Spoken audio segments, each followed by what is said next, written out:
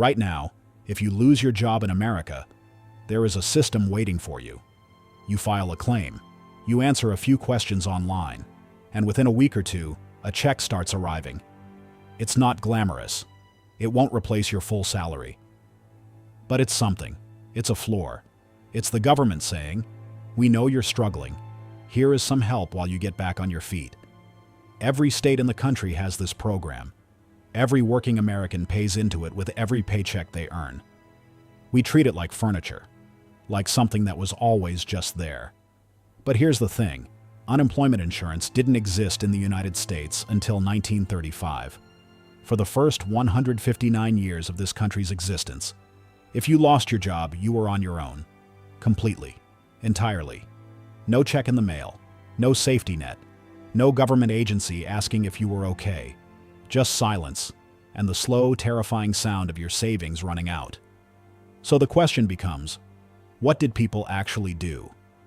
What happened when the factory closed, or the foreman handed you your walking papers, or the business you'd given 20 years of your life to simply shuttered overnight? What was the American system for unemployed workers before 1935? And why did it take until the worst economic catastrophe in the nation's history to finally build one? The answer reaches back further than most people realize. It touches the deepest fears of the American working class, the darkest chapters of industrial capitalism, and a set of political battles so fierce and so prolonged that it took a disaster of almost incomprehensible scale to finally force the country's hand. Let's start at the very beginning. For most of American history, the concept of unemployment as we understand it today simply didn't exist.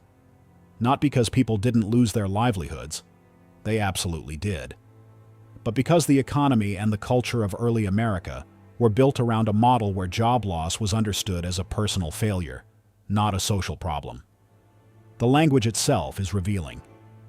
In the 18th and early 19th centuries, there was no word for unemployment as a structural economic condition. There were words for idleness, for vagrancy, for pauperism, and all of them carried a moral weight that placed the blame squarely on the individual. If you were out of work, the assumption was simple. You were lazy, you were reckless, you were morally deficient.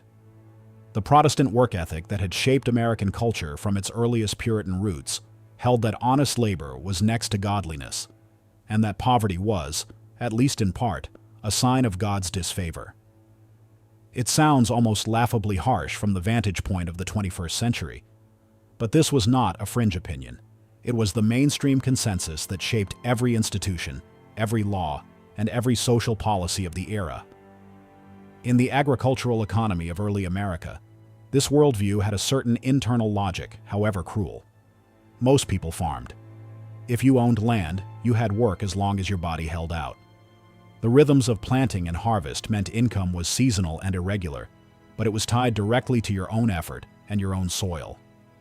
The idea that you could simply have no work to do, that the economy itself could produce unemployment, not through laziness, but through its own mechanical failures, was not a concept the dominant culture was equipped to process. And then the Industrial Revolution arrived, and it shattered everything. As America transformed in the decades following the Civil War, millions of workers left the land and poured into the factories, mines, and mills of the rapidly growing industrial cities. Cleveland, Pittsburgh, Chicago, Detroit. These cities exploded in size almost overnight. And with them came an entirely new kind of economic vulnerability. Because unlike a farmer who controlled his own land, the factory worker owned nothing. He owned his labor. He sold it to an employer who could, at any moment and for any reason, stop buying it. And employers did stop buying it. Constantly. The industrial economy of the late 19th and early 20th centuries was violently unstable. Economic panics struck with stunning regularity. The Panic of 1873 triggered a depression that lasted 6 years and threw hundreds of thousands of workers into destitution. Then the Panic of 1893, which was, until the 1930s, the worst economic crisis in American history. Unemployment during the 1890s. Depression reached somewhere between 17 and 19% of the workforce. Millions of people, out of work, no safety net, no government program, nothing. What happened to them? For those who had family in the countryside, the answer was often to go home. To swallow your pride and return to the farm, to work the fields for room and board until the economy recovered. Many did, but millions couldn't. They had no family land to return to. They had grown up in cities. Their families were as broke as they were. And so they did what desperate people have always done. They scraped. They drew down whatever meager savings they had. They borrowed from relatives, from neighbors, from local merchants who knew them by name. They pawned whatever they owned. They moved to cheaper quarters, then cheaper still. They went without food for days at a time, and when all of that wasn't enough, they made a decision that haunted them for the rest of their lives. They sent their children to work. In the 1890s and early 1900s, child labor was not just permitted, it was economically necessary for millions of working-class families. Children as young as 8 or 9 years old worked in coal mines, in textile mills, in glass factories, in canneries. Because when a father lost his job and there was no unemployment check coming, the family had no choice but to send everyone who had hands to earn what they could. And when the savings were gone and the borrowing was exhausted, and the children's wages still weren't enough, there was one final option. The same one we've discussed in the context of old age: the poorhouse. The poorhouse, or almshouse, was the great catch-all institution of 19th century American social policy. It was where society put everyone it didn't know what to do with: the elderly, the disabled, the mentally ill, orphans, and the unemployed. They were thrown together in overcrowded, underfunded public buildings, given minimal food, minimal shelter, and almost no dignity. But here's what made the poorhouse especially devastating for unemployed workers specifically. The stigma was permanent. To have accepted public charity, to have lived even briefly inside those walls, was to mark yourself as a failure for the rest of your life. Employers wouldn't hire you. Neighbors looked down on you. In many communities, poorhouse residents lost the right to vote. They lost legal standing. They were, in the most literal sense, treated as second-class citizens. Not because they had done anything wrong, but because the economy had failed them, and society had decided that the economy was never wrong. The fear of the poorhouse was so deeply embedded in working-class culture that it shaped everything. It was why workers saved obsessively, even when they could barely afford to. It was why families crammed into multi-generational households long past the point of comfort. It was why wives and children worked alongside fathers in conditions that were dangerous and degrading. The poorhouse wasn't just an institution. It was a threat, an ever-present reminder of what awaited you if you slipped too far. Now, it's important to understand that this wasn't happening in a vacuum. The labor movement was fighting back. Beginning in the 1870s and accelerating through the early 1900s, American workers began organizing.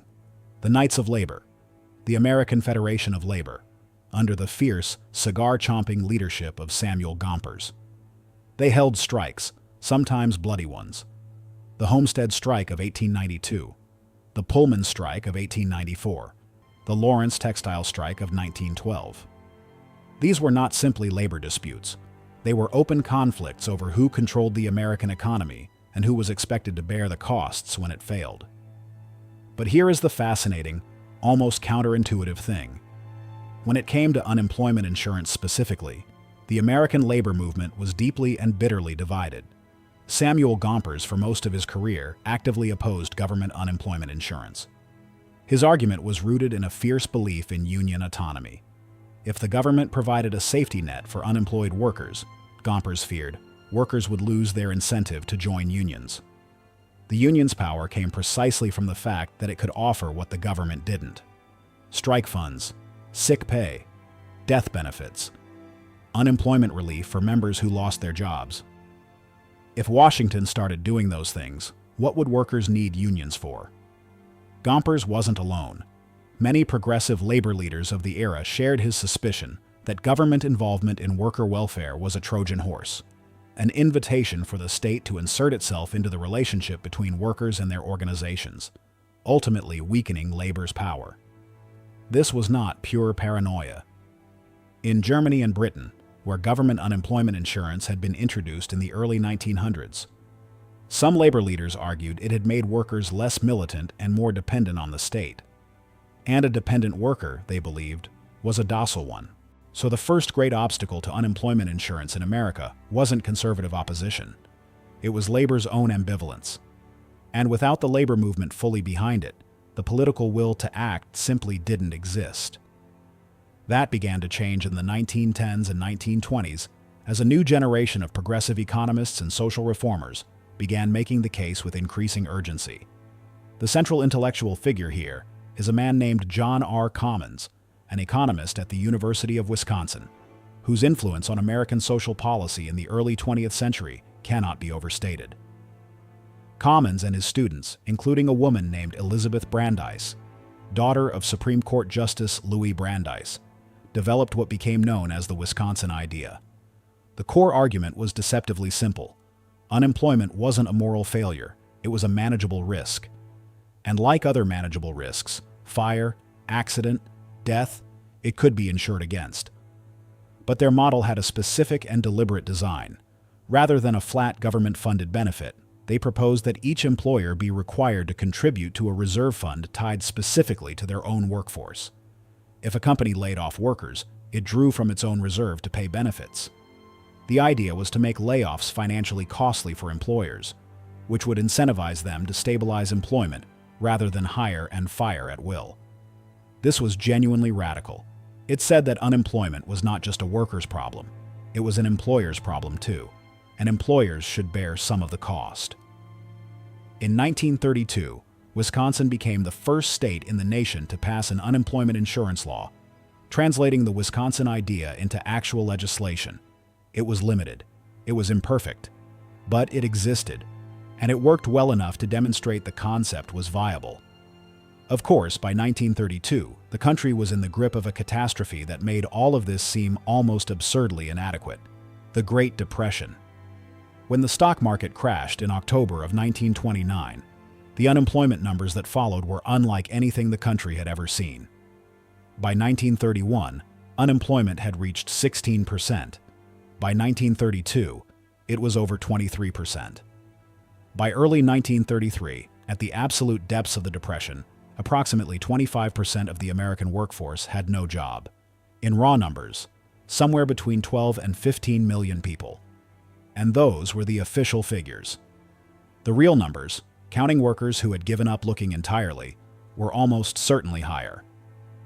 Think about what that meant on the ground.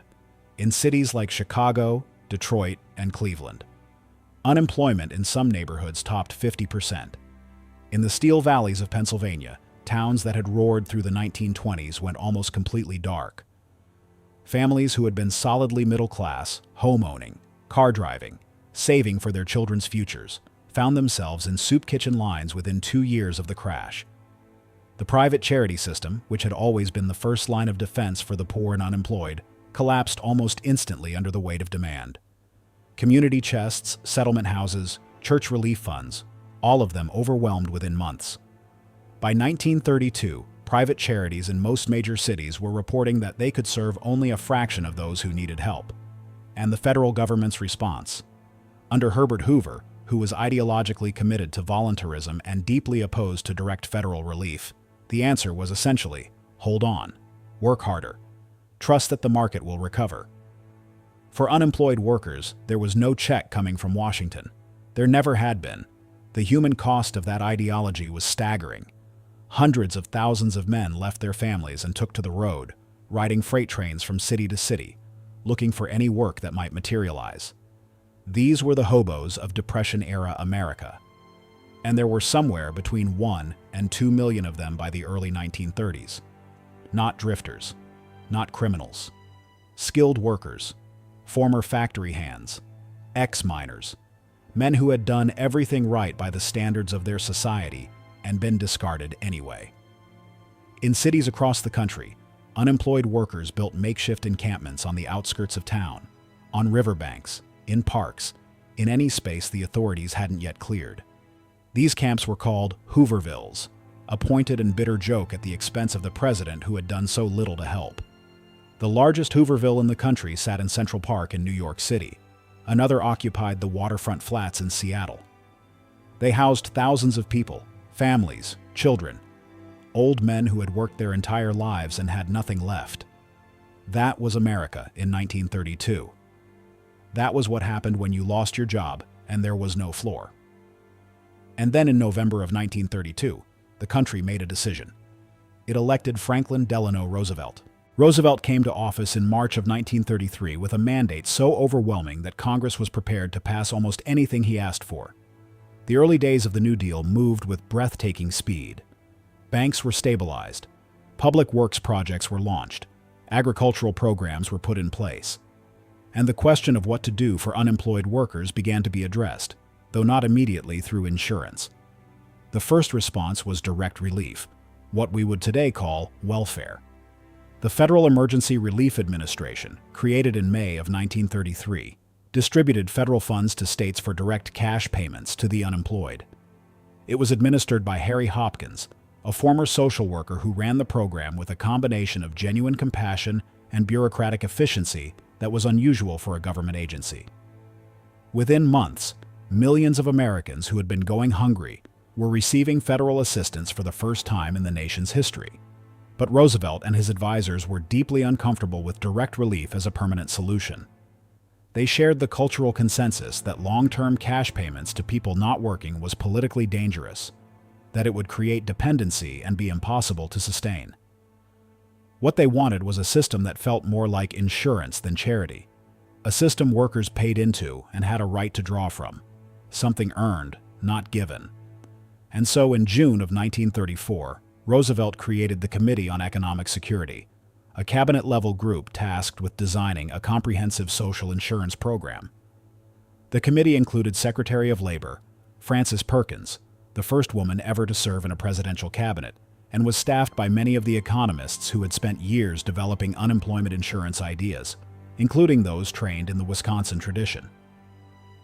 What emerged was the Social Security Act of 1935, and most people know this law as the origin of retirement benefits. But the Social Security Act was far more than that. It was a complete architecture of social insurance. And one of its core pillars, tucked inside the legislation alongside old age retirement, was the federal state unemployment insurance system. On August 14, 1935, Roosevelt signed it into law. And for the first time in American history, there was a legal framework guaranteeing that workers who lost their jobs through no fault of their own would receive some financial support while they searched for new work. The poorhouse was no longer the only answer. The Hooverville was no longer the inevitable destination. But the system that emerged was shaped by political compromises that severely limited who it would actually help. And this is where the story gets complicated and darker. The unemployment insurance created by the Social Security Act was not a single national program. It was a federal-state partnership, a compromise designed to satisfy powerful Southern Democrats in Congress who were fiercely protective of states' rights, and who had a very specific reason for wanting states to control their own programs. Under the system created in 1935, the federal government imposed a payroll tax on employers. But states that created their own unemployment insurance programs could reclaim most of that federal tax to fund their state systems. This gave states a powerful financial incentive to build their own programs, but it also gave them enormous latitude in designing them. Each state set its own benefit levels, its own eligibility rules, its own definition of who counted as an unemployed worker. And states, particularly southern states, used that latitude to exclude vast categories of workers from coverage. Agricultural workers were excluded. Domestic servants were excluded. And in 1935, these two categories encompassed the vast majority of black workers in America, particularly in the South. In states like Mississippi, Alabama, and Georgia, the exclusions were so sweeping that the new unemployment system was, in practice, almost entirely a program for white workers. Black workers who lost their jobs were left with the same brutal alternatives that had always existed: the charity of neighbors, the help of churches, the poorhouse, or nothing. The numbers are damning. In the South, roughly 65% of black workers were employed in agriculture or domestic service, the two categories most systematically excluded from coverage. And this was not an accident. The Southern Democrats, who held enormous power in Congress, made their support for the Social Security Act conditional on these exclusions. They understood exactly what they were doing. A black sharecropper in Mississippi, who knew he could collect unemployment if he left his employer, was a sharecropper with leverage. And the Southern political establishment was absolutely not about to give him that leverage. It is one of the most consequential structural injustices woven into the American welfare state from its very first day. And like the exclusion of black Americans from the FHA mortgage program, its effects compounded across generations. Over time, the system expanded. After World War II, coverage was gradually extended to more categories of workers. The exclusions for agricultural and domestic workers were partially addressed over the following decades, though full coverage didn't come until the 1970s and remains incomplete today. Benefit levels increased. Eligibility rules were liberalized during periods of high unemployment. Congress periodically authorized extended benefits when the economy contracted sharply. The system was tested again in 1973 and 1974 during the oil shock recession, and again during the severe recession of the early 1980s, when unemployment climbed above 10% nationally. In both cases, the federal state system provided benefits to millions of workers who would otherwise have had nothing. Not generous, not comfortable. But it kept families from the edge while the economy worked through its contractions. And then came 2008, and the system faced its biggest test since the 1930s. Unemployment peaked at 10% in October of 2009. More than 15 million Americans were out of work.